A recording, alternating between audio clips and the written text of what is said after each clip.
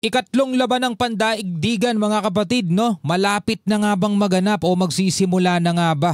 Mainit na balita to mga tol, nag-anunsyo daw ang France na magsasagawa sila ng 10 buwan, 10 months voluntary military service. Yan ay magsisimula next year mga tol dahil sa tingin nila lumalala na daw ang banta ng Russia. Tapos pati Germany, Poland at yung mga bansa sa Baltics, nagpapalakas na rin ng puwersa na para ba talagang nagre-ready na ang buong Europa o Europe, no? Pag-usapan natin to mga tol, samahan ninyo ako. I'm just a young nigga chilling on it. First time I seen ice was it.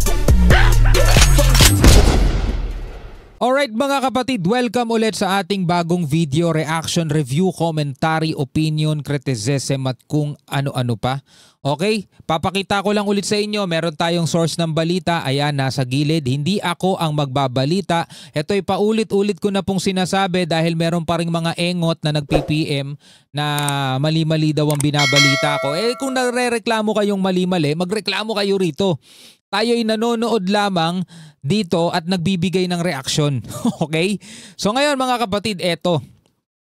Ayon sa WION, fearing Putin, natatakot na daw kay Putin.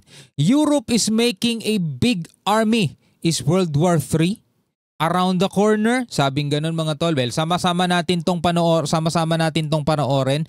Pero bago yan, huwag niyong kalimutan mag-subscribe. Click nyo na rin ang notification bell para ma-notify kayo whenever na may mga bago tayong reaction video tulad nito. At kung ikaw naman ay nanonood sa ating Facebook page, syempre huwag nyo rin kalimutan mag-follow and like. Nasa 154,000 na po tayo. Maraming salamat sa ating mga bagong kaibigan. Alright, huwag na natin patagalin pa. Alamin na natin ang buong detalye dito sa balitang ito. Nuclear-armed France, after 30 years, is reintroducing military service for the youth. The German Chancellor pledging to build Europe's strongest army as Trump sidelines Europe and is engaging with Moscow and Kiev to end the war. From Paris to Berlin, the continent is arming itself for a storm. Itong Europa ha, itong buong Europa mga tol. France aims to boost pool of reservists to 100,000 by 2030. Yan ang sabi mga tol. Ito naman, Germany pledges 260,000 strong army.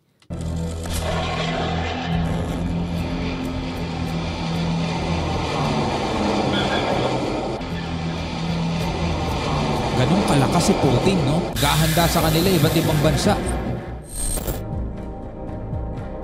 For Europe, the reckoning is here. Europe's military machine is roaring back to life. Hardening battle lines in an era of profound uncertainty. The game has changed. For decades, peace was a dividend. Now, security carries a steep price tag. France is making a big move. President Macron launches a dramatic drive to reintroduce military. Macron's words are sharp. This is not training, it is readiness. This is not training, it is readiness, sabing gano'n, no? Galing mismo yan ha, dun sa presidente mga tol ng France o ng Pransya mga tol. Sabi nga rito sa title, Fearing Putin, diba? Hindi daw to training, ito'y paghahanda. Un nouveau service national. A new national service will be instituted gradually starting next summer. This service has 3 specific objectives: to strengthen the bond between our nation and our army, to enhance our nation's resilience, and to consolidate the training of our young people. A stark warning from France's new army chief about the country losing its children in a potential war with Russia. The military will persevere in their missions if they feel the country is behind them. If our country falters because it is not ready to accept the loss of its children, because, let's face it, things need to be said, to suffer economically because priorities will shift to defense production, for example, then we are at risk.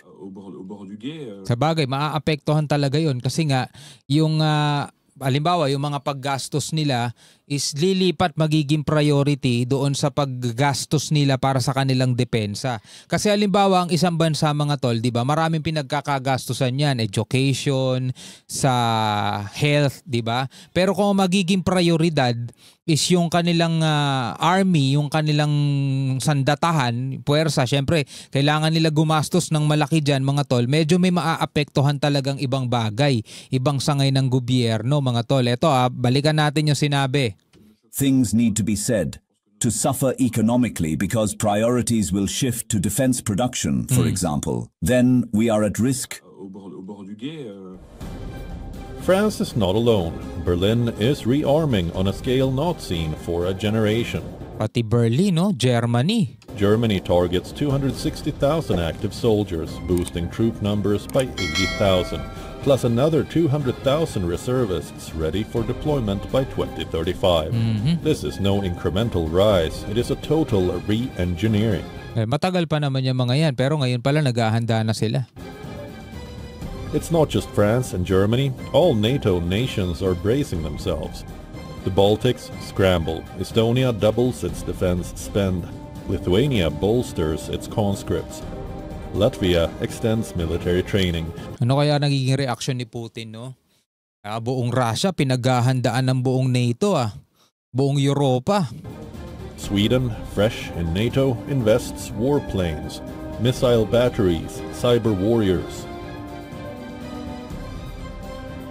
Finland sharpens its edge, touting rapid mobilization as its trump card. Poland too beefs up arms imports and pushes for NATO deployments near the frontier.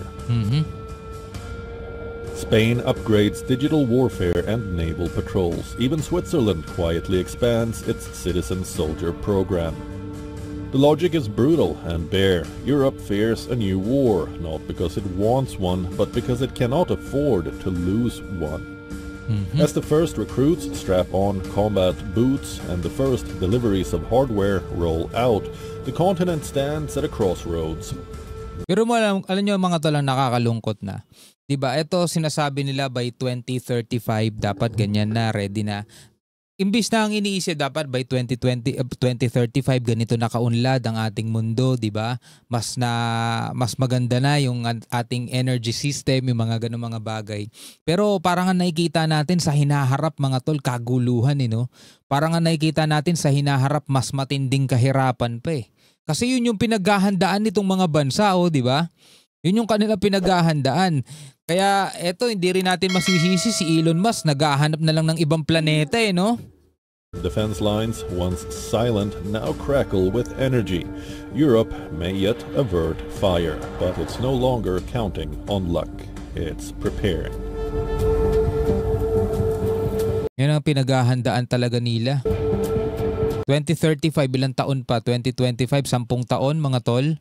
Diba? Parang ang dapat nga tinitignan natin 10 taon, ganito na kaunlad yung teknolohiya, ganito na kaganda yung ating mundo, nag-harvest na tayo talaga ng energy mula sa araw, diba? Yun talagang nagagamit na natin para magtumaas tayo ng civilization. Kasi diba sabi, wala pa daw tayo sa civilization 1 Wala pa daw tayo dun Nasa kalahati pa lang tayo nun Pero mukhang hindi na talaga natin mararating yun mga tol, kasi kita mo naman kung ano yung pinaghahandaan nitong mga tao, mga tol, nitong mga leader na to.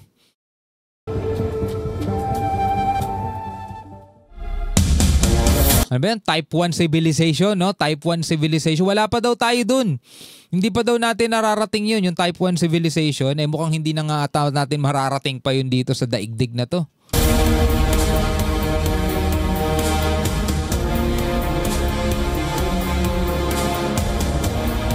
Kasi pinaghahandaan nila mga tol, sagupaan no?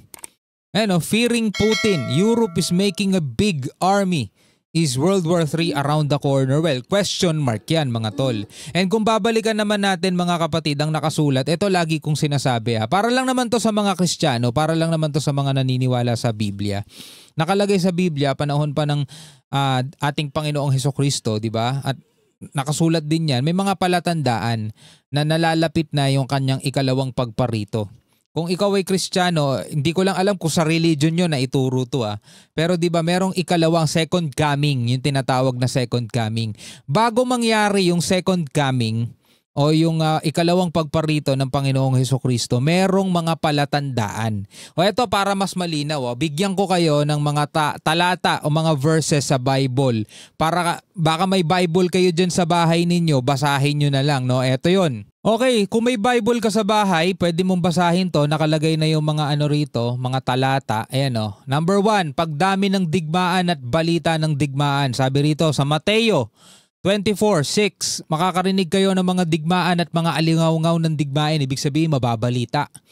Malalakas na lindol, taggutom at mga salot. O diba, nagkaroon ng mga pandemic, nagkaroon ng mga malalakas na lindol. Diba, iniintay pa nga yung the big one Taggutom, diba, ang dami nagugutom. Mateo 24:7, kadugtong yan itong 6. Ito pa, kasama rito ang mga epidemya, salot ayon sa parallel account sa Lucas 21:11. Ito pa, paglaganap ng kahirapan at karamdaman ng sanlibutan, magkakaroon ng mga kakilakilabot na pangyayari. Lucas 21:11. Ito yung mga yan Sabi rito, pagpapalaganap ng ebanghelyo sa buong mundo at ipapahayag ang ebanghelyo, ito ang kaharian sa buong mundo at kung magkagayon darating ang wakas. Paglaganap ng kasamaan, paglamig ng pag-ibig ng tao. Dahil sa paglaganap ng kasamaan, manlalamig ang pag-ibig ng marami. Ibig sabihin ng manlalamig, kumbaga, mababawasan na yung pagiging makatao natin o mababawasan yung pananampalataya. Yung iba malalayo na sa Panginoong Diyos. Diba? O paglitaw ng mga bulaang propeta, matagal nang meron yan. Pagtaas ng pag-uusig sa mga mananampalataya, nako, yan, ramdam yan ng mga mananampalataya. Moral na pagbagsak ng lipunan. O eto yung mga palatandaan, mga tol. I-search nyo na lang yan sa Bible ninyo. Magkakaroon ng mga tanda sa araw, buwan at bituin. Yan yung mga palatandaan. Pero ito yung pinakadapat nating matandaan, mga tol. Itong number 1. Pagdami ng digmaan at mga balita ng digmaan. Yan, mga lindol, tagutom, yan. Nangyayari lahat yan, mga tol. So, ibig sabihin, nandito na talaga tayo sa mga wakas ng lupa no? Ano masasabi nyo tungkol dito, mga tol? Comment na lamang kayo sa ibaba. Hanggang sa muli, ako nga pala si Shobaldi. Peace out.